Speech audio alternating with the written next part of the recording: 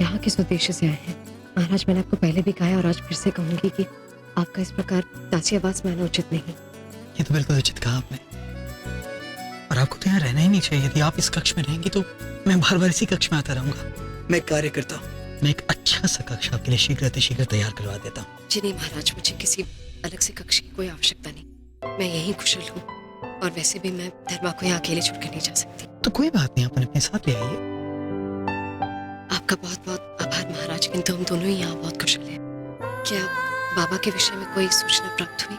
जी अभी तक तो उनके विषय में कुछ नहीं पता चला है, किंतु आप निश्चिंत रहें, जांच जारी है।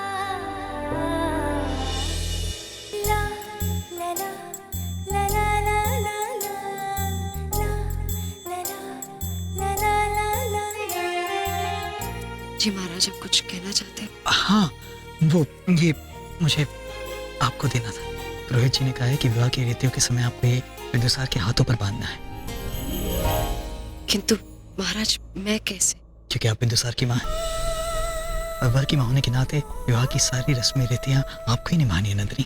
अब संयोग की बात देखिए, जब बिंदुसार केवल कुछ ही माह के थे, आपने प्रण लिया था कि उनकी विवाह के समय सारी रस्में, सारी रीतियां, सारी विधियां केवल आप ही निभाएंगे। शायद भगवान को भी यही बात स्वीकार्य थी। अब अनजाने में ही सही, पहले आपने उनका तिलक कर दिया, फिर हल्दी कर दी, और अब साक्षात आप उनके विवाह की सारी रस्में भी निभाएंगी, है ना? किंतु महाराज, ये अधिकार तो मुख्य महारानी हेलेना का है। वास्तविकता में तो वही राजकुमार की माँ है। देखिए नंदिनी, बिंदुसार पर जितना अधिकार हेलेना का है, उससे कहीं अधिक अधिकार आपका है। शायद आपको ये बात याद नहीं होगी, किंतु दुर्धरा के स्वर्गवास से पूर्व उन्होंने बिंदुसार के सारे उत्तरदायित्व केवल आपको सौंपे थे। और यदि आज अब बिंदुसार के विवाह में सारी रस्में निभाएंगी तो दुर्धरा चाहे कहीं भी हो बहुत प्रसन्न होगी। तो कृपा कर आप मना मत कीजिएगा, ये मेरी विनती होगी आपसे। महाराज की जय हो। अतिथि महल में पधार चुके हैं और आचार्य चाणक्य ने आपको सभा में बुलवाया है। ठीक है, ये लीजिए महारानी नंदिनी,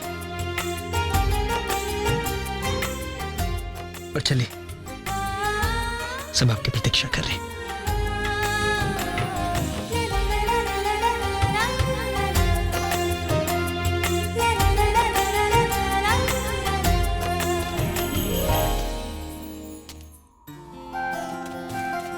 अरे आइए राजकुमार कार्तिक, आइए, आप भी पगड़ी बंधवा ही लीजिए।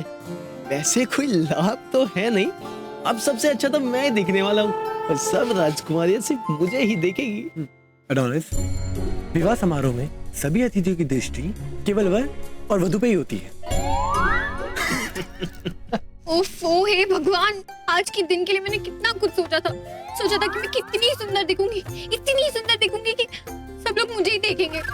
बिंदुसार भी देखेगा तो मुझे ही देखता रह जाएगा। लेकिन ये कंचू की बंद ही नहीं हो रही है। बंद जाएगी बाबा, धीरज रखो। और भुगतो, मैंने कहा था उत्सव में 4 लड्डू ज्यादा खा लो।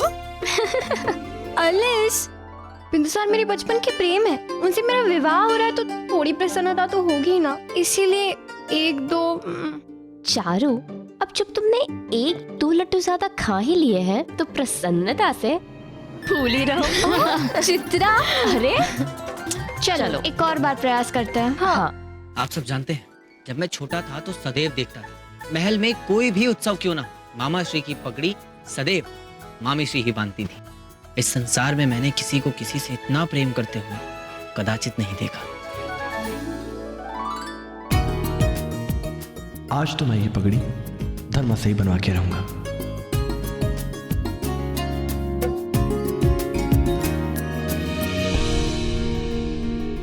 अरे राजकुमार कार्तिक, आप कहाँ जा रहे हैं? चलिए, बिंदुसार भैया के कक्ष में चलना है, देखना है वो तैयार हुए या नहीं। आप लोग चलिए, मैं आपको वहीं पे मिलता हूँ।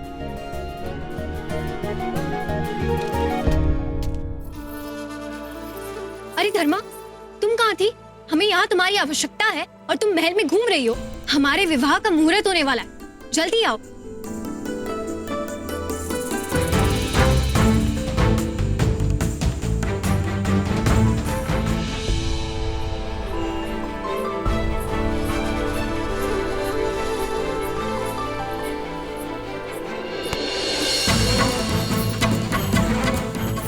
राजकुमार, आप ये इस तरह ये क्या कर रहे हैं आप? क्षमा कीजिएगा, किंतु हम चाहते हैं कि ये पगड़ी आप हमें पहनाएं। किंतु राजकुमार, ये तनिक ठीक नहीं होगा। अरे क्यों नहीं बांधोगी? याद है ना, तुम्हारा विवाह होने वाला है हमारे साथ। राजकुमार कार्तिकेय,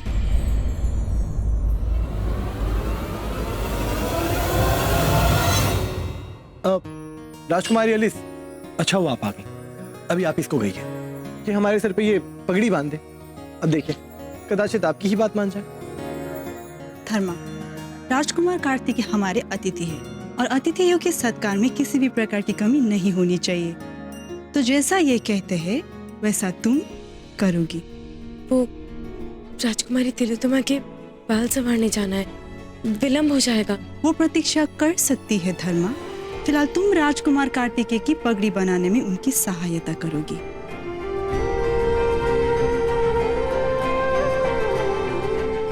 मैं यहाँ बैठ जाता हूँ।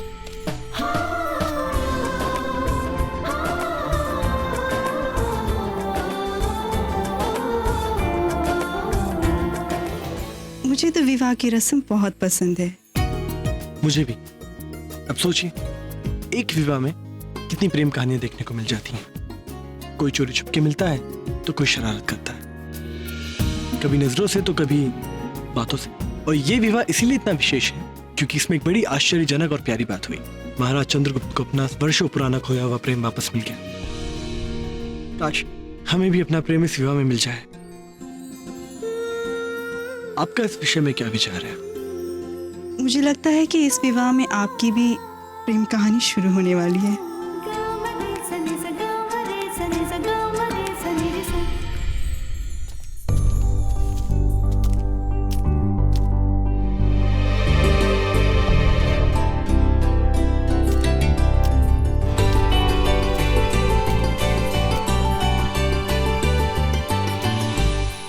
जिस महारानी नंदिनी को हम मृत मान चुके थे वो मगध लौट आई।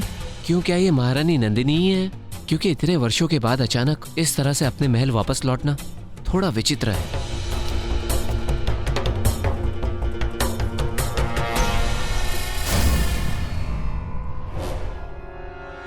महाराज, महाराज, ये सभी लोग मुझे घूर क्यों रहे हैं? नंदिनी, बात यह है कि ये सब लोग असमंजस की स्थिति में हैं। समझ नहीं पा रहे हैं कि अब जीवित हैं या इन्होंने आपके भूत को देख लिया है। और कुछ हैं जो ये बात समझ ही नहीं पा रहे हैं कि सोचे तो क्या सोचें। अब उन्हें देख रही हैं, वो राजा गौरव दत्त हैं। उनसे तनिक दूर रहिएगा नंदिनी। क्या है ना, उनकी पाचन शक्ति इतनी शक्तिशाली नहीं है। उनके आने की सूचना मिलते ही पाकशाला में उनके लिए अधिक से अधिक भोजन बनाया जाता है। तो कोशिश कीजिएगा कि उनसे भेंट करते समय, उनसे बात करते समय आप अधिक समय तक उनके पास ना रहें। उनसे दूर चले जाएं तो भलाई आप ही की होगी। पर आप उन्हें देख रही हैं, वो रानी अरुंधति है। थोड़ा ऊंचा सुनती हैं तो उनसे बात करते समय अपने स्वर को ऊंचा रखिएगा, ठीक है? हाँ। चंद्र भैया, महाराज, महाराज, आप मुझे अकेला छोड़कर मत जाइए। यदि किसी ने मुझसे कोई प्रश्न पूछ लिया मैं तो उत्तर ही नहीं दे पाऊंगी। आप निश्चिंत रहें, मुझे आप पर पूरा विश्वास है। आप संभाल लेंगे। आचार्य जी, वधू को बुलाया जाए कन्या पूजन के लिए। आचार्य जी, मैं बुलाकर लाती हूँ।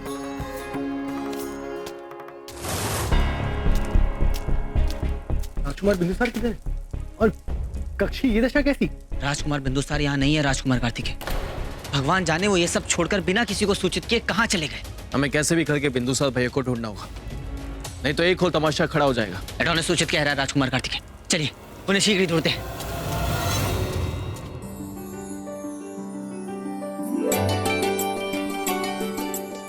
वो रानी अरुंधति है। थोड़ा ऊंचा सुनती है तो उनसे बात करते समय अपने स्वर को ऊंचा रखिएगा, ठीक है?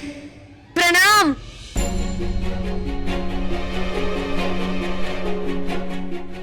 जी, क्या नाम है आपका?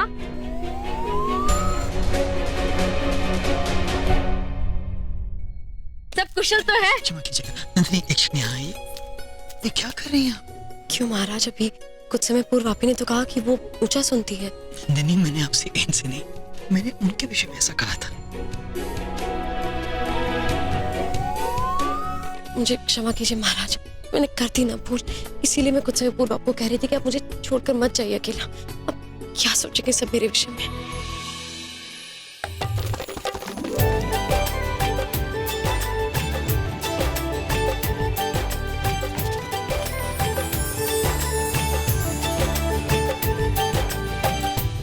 राजकुमारी चारुमती कितनी सुंदर लग रही है ना। बहुत सुंदर।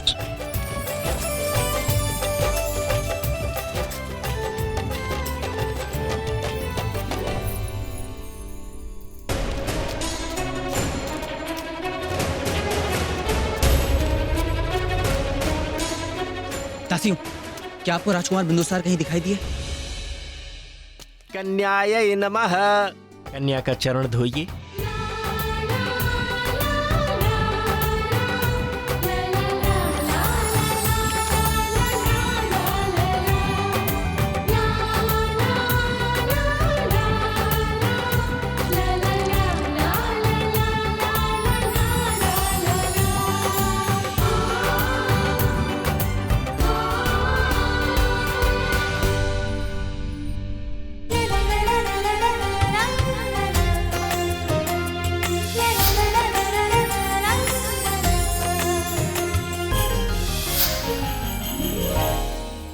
महाराज, अब आप अपना दाहिना हाथ आगे लाएं।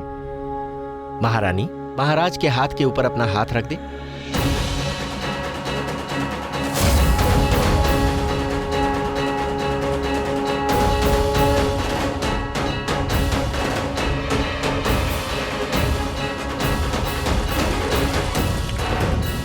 महाराज, अब ये जल कन्या के हाथ में दीजिए।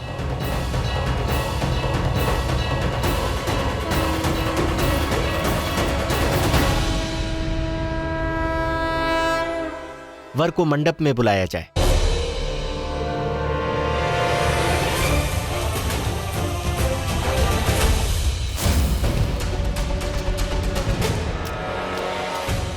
भद्र, बिंदुसार आपको दिखाई दिए?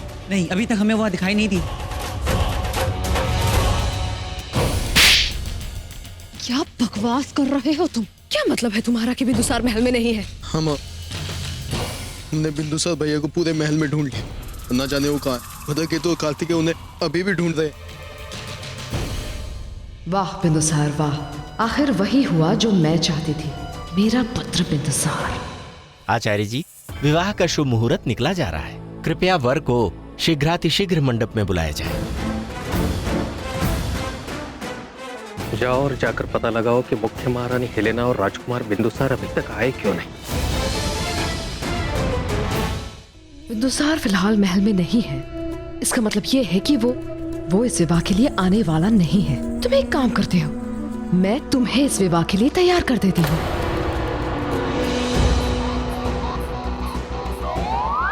ये जो सहरा है ना, मैं ये सहरा ऐसे लगाऊंगी कि किसी को भी तुम्हारा चेहरा नहीं दिखेगा।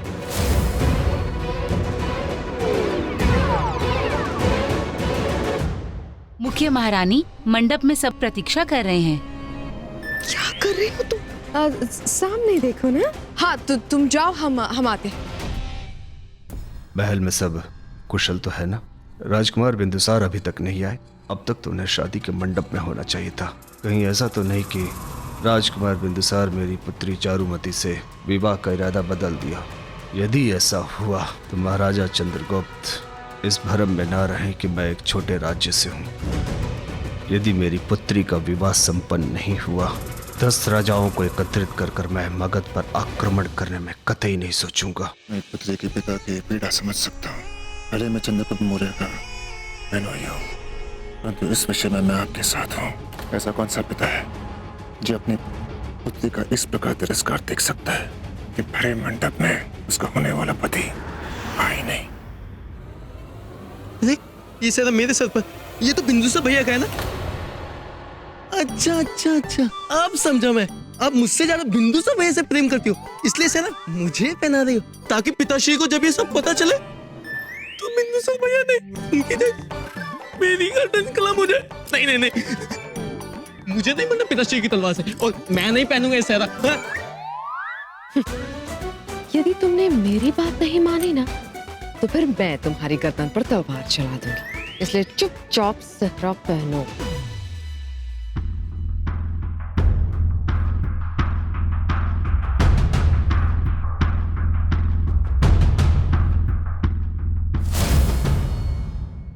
अरे बिंदुसार हमें भी पसंद नहीं है। उन्होंने सभी कक्षों में ढूंढ लिया, वो हमें कहीं नहीं मिले।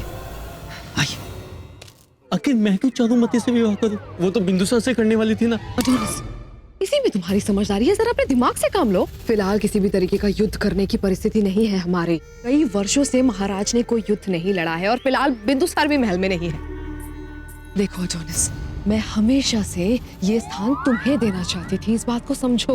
और ये बहुत अच्छा मौका है, इस मौके का फायदा उठाओ। और जहाँ तक रहा सवाल चारुमती से विवाह का, तो इसमें भी तुम्हारा ही फायदा है। देखो, इस समय बिंदुसार इस महल में है नहीं, और ऐसे समय पे यदि तुम उसका हाथ थामोगे तो उसके हृदय में तुम्हारे लिए खास स्थान बनेगा। दुआ करो कि बिंदुसार इस विवाह के लिए ना ही पहुंचे तो अच्छा होगा। पिता और पुत्र की इस लड़ाई में और किसी का तो पता नहीं, परंतु हमारा फायदा तो जरूर होगा। हे भगवान, ये औरतें भी ना कितना सोच लेती है।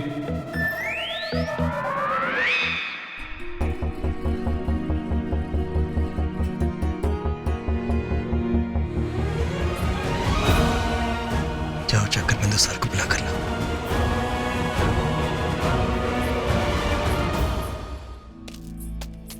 राजकुमार बिंदुसार कहाँ है? वे अब तक मंडप में क्यों नहीं आए? आप दोनों उत्तर क्यों नहीं देते? हमने पूरा महल छान मारा, हमें वो कहीं नहीं दिखे। क्या ये तो अनर्थ हो गया। हमने भी उन्हें महल के प्रत्येक कक्ष, प्रत्येक प्रांगण, प्रत्येक स्थान में देखा, परंतु वह कहीं नहीं दिखाई दी। मैं महाराज को क्या उत्तर दूंगी? एक काम करो, आप मंडप में वापस जाओ और किसी प्रकार सबको रोक के रखो। हम एक बार और प्रयास करते हैं, आशा है कि इस बार जरूर मिलेंगे। ठीक है।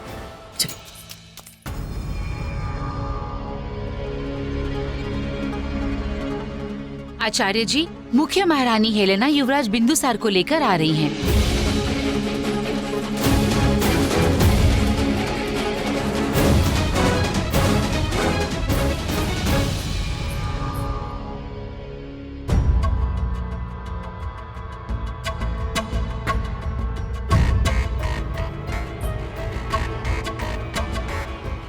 धर्मा, क्या हो? मुझे इस तरफ यहाँ क्यों बुलाया? राजकुमार बिंदुसार महल में नहीं है। क्या क्या कह रही है? धर्मा, क्या आपने सदैव ही मुझे अपनी माँ माना है? माँ, ये भी कोई पूछने वाली बात है? तो फिर धर्मा, आपको मेरे लिए काम करना होगा।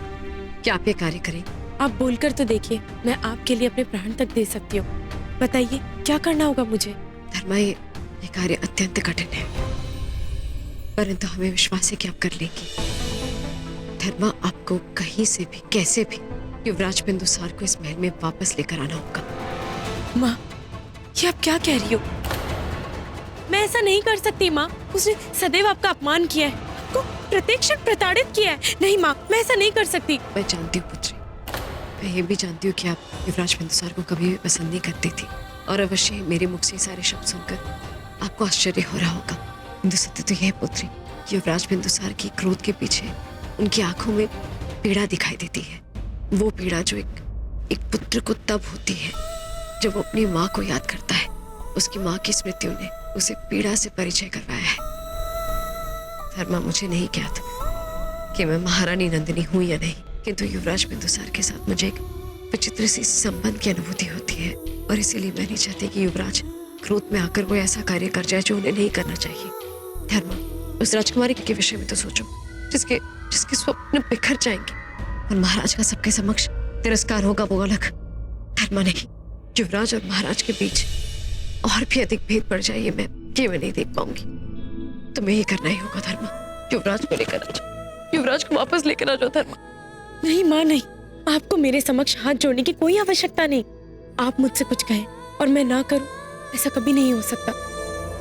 मैं आपको वचन देती हूँ माँ कि मैं राजकुमार बिंदुसार को अपने साथ लेकर लौटूंगी।